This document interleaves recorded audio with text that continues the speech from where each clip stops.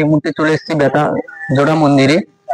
তো এখানে অতি প্রাচীন শিব মন্দির আছে, দুটোই শিব মন্দির আছে, দুটোই সারা একসঙ্গেই স্থাপিত হয়েছে এবং ফুটে উঠেছে জোড়া, যাকে বলে এখানকার নাম হয়েছে জোড়া মন্দির।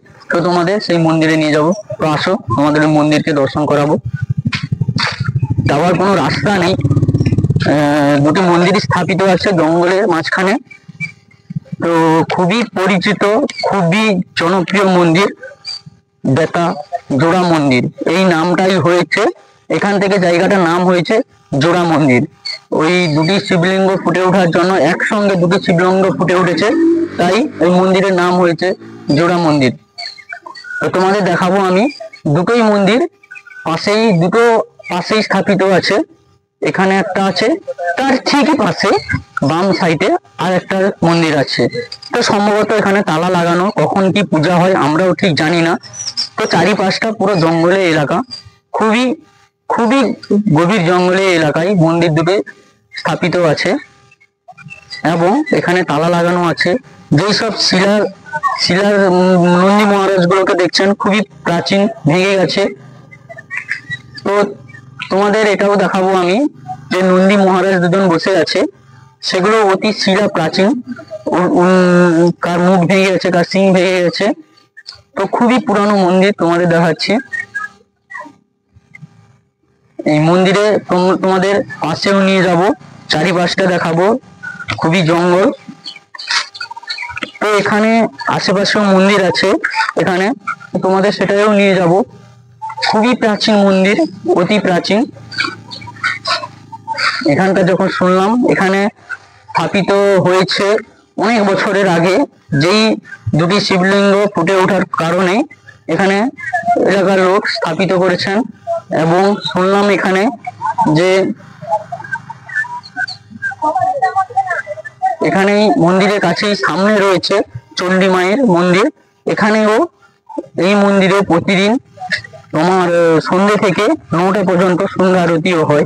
আমাদের সেই মন্দিরেও নিয়ে যাব, পাশেই দেখাবো চণ্ডী মন্দির আছে।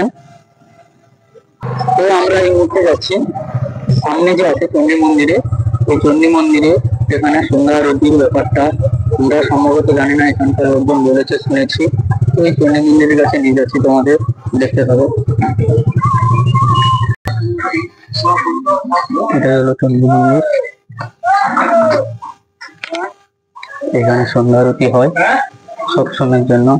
এইখানে আছেন, সম্ভবত গেট লাগানো আছে, তোমাদের ঠিক মতো আসবে কিনা আমি জানি না, খুবই অন্ধকার, লাইট নেই।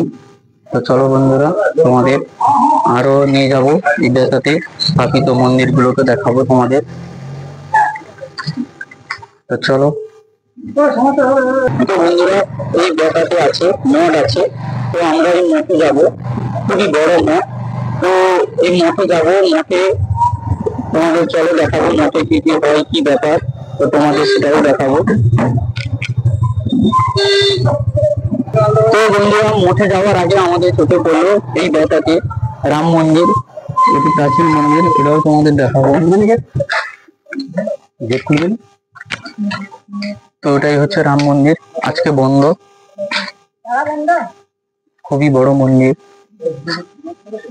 রাম মন্দির, খুবই পুরনো রাম মন্দির।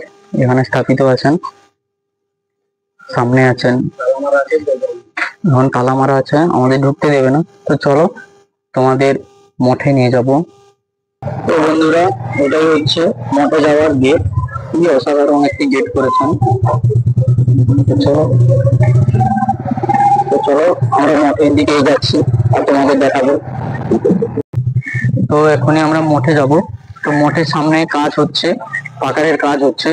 তো মঠে সম্ভবত ঢোকার চেষ্টা করব, মঠে এখন কাজ হচ্ছে। তো চলো মঠের ভিতরে যাওয়া যায় কিনা আমি সেটা দেখছি, চলো তোমাদেরও দেখাচ্ছি। তো মঠের কাজ হচ্ছে সামনে গেটে, আমরা ঢোকার চেষ্টা করবো মঠে এখন। তো আসো মঠে ঢুকছি।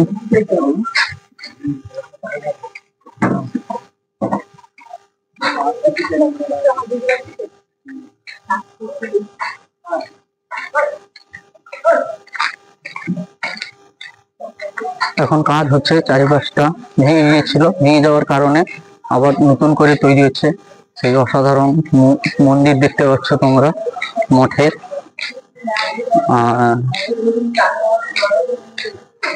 এখানে এটাই সেই মঠ।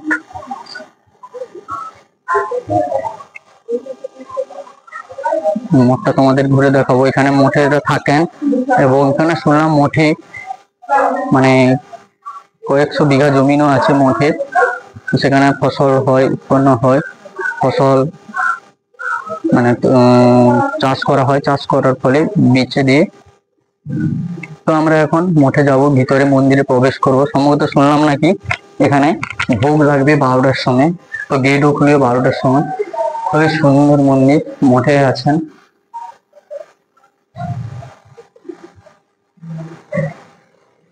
তো ভিতরে নিয়ে যাওয়ার চেষ্টা করব আমি।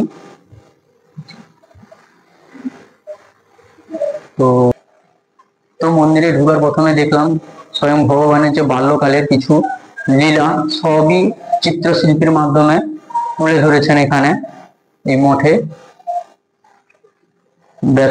বেতাতে এই মঠটি আছে।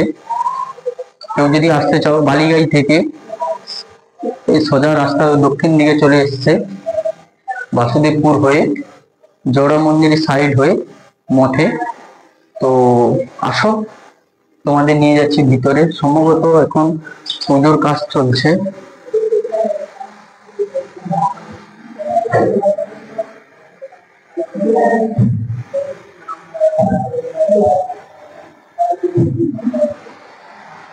এখন গেট লাগানো আছে মন্দিরে, তোমার চারিপাশটা ঘুরে দেখাবো।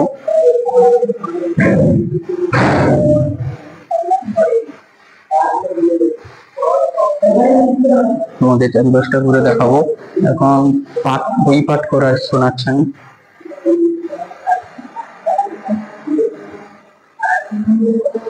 বই পাঠ করে শোনাচ্ছেন এখন। তো চলো, এখানে সবাই বৃদ্ধা আছেন এখানে। তো তোমাদের ঘুরে দেখালাম। এরপরে তোমাদের নিয়ে যাব বেতা রাস মন্দিরেও নিয়ে যাব। এখানে রাস হয় বেতা মাঠে, এখানে মাঠ আছেন, এই মাঠে রাসও হয়।